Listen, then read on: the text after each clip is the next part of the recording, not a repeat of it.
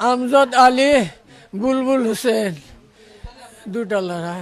আমজদ আলী বিয়া পাতিছে, 3টা ল'ৰা ছোৱালী।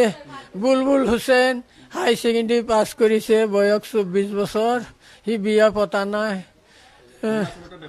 ইহঁতে অৰুণাচলত বেপাৰ বাণিজ্য কৰে।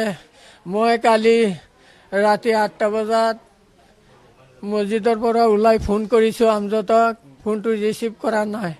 তাৰপিছত মই সদায় ফোন মাৰিলে সেই লগে লগে ফোনটো ৰিচিভ কৰে আৰু কয়, বাবা মই গাড়ী চলাইছোঁ, ফোনটো কাটি দিয়া, মই ৰুমত গৈ ফোন মাৰিম।